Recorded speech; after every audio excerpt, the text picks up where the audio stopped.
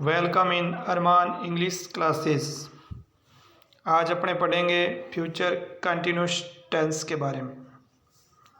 जिन हिंदी वाक्यों के अंत में रहा होगा, रही होगी, रहे होंगे, रहा होगा, रही होंगी आदि शब्द आए, वो सारे वाक्य फ्यूचर कंटिन्यूस टेंस में आते हैं।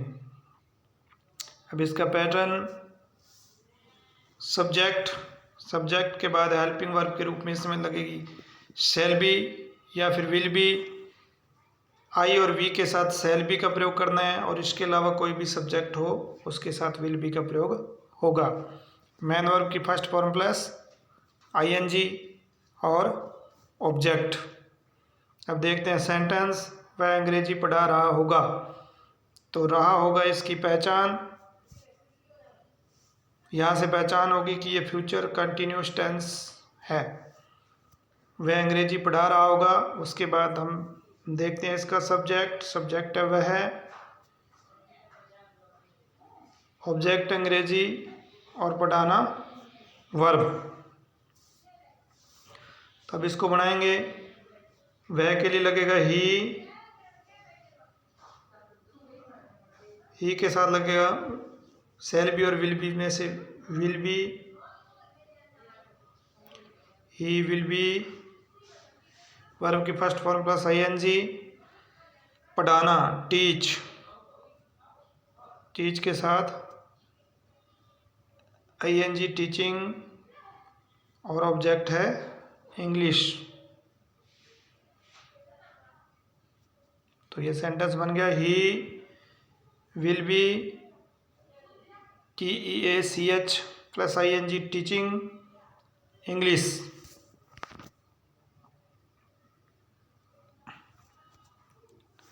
दूसरा सेंटेंस लेते हैं। हम आम बेच रहे होंगे,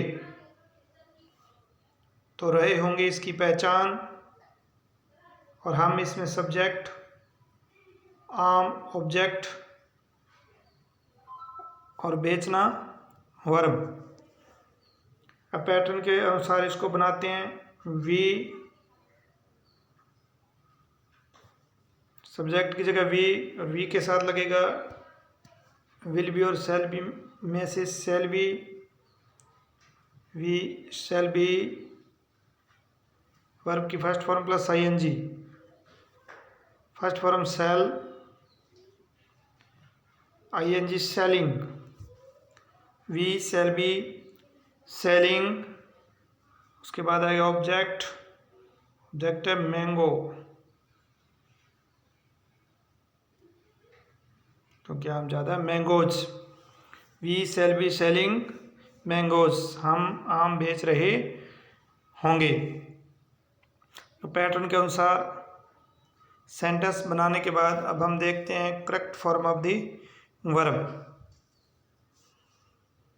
तो इसके लिए जो इसमें कीवर्ड है वो है एट दिस टाइम के साथ टुमारो या next day, next month, next week, next year, a day में नेक्स्ट संडे, नेक्स्ट मंडे आदि सभी। या फिर आए एट दिस मोमेंट, उसके साथ आए टुमारो या फिर next day, month, week, year, इनमें से कोई भी आए तो ये फ्यूचर कंटिन्यूस टेंस का सेंटेंस होगा। तो इनको कर लीजिएगा नोट।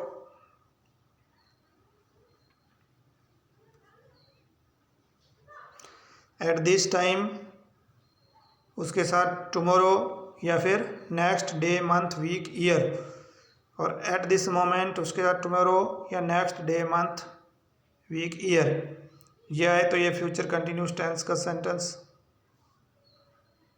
वो सेंटेंस फ्यूचर कंटिन्यूस टेंस का होगा।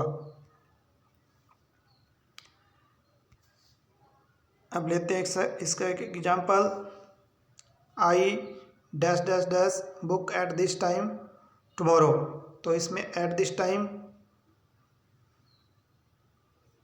के बाद में टुमारो शब्द दिया गया है। अगर एट दिस टाइम हो और टुमारो नहीं हो तो ये प्रेजेंट कंटिन्यूस टेंस का सेंटेंस होगा। अब टुमारो एट दिस टाइम के बाद में है, टुमारो साथ में है, इट मीन्स ये फ्यूचर कंटिन्यूस टेंस का सेंटेंस है। अब देखते हैं इसका सब्जेक्ट आई, तो आई के साथ लगेगा शैल बी, और बेस वर्ब इसमें है रीड, तो रीड के साथ लगाना आईएनजी, तो I shall be reading book at this time tomorrow. I shall be reading book at this time tomorrow, यानी कि इसका जो सी है वो आंसर सही है, राइट आंसर है सी शैल बी रीडिंग। अब लेते हैं दूसरा example, she dash dash dash chase at this moment next Monday. तो अब इसमें दिया हुआ एट दिस मोमेंट और उसके बाद है नेक्स्ट मंडे, इसका मतलब ये फ्यूचर कंटिन्यूस टेंस का सेंटेंस है। अब अपने को देखना है इसका सब्जेक्ट है सी।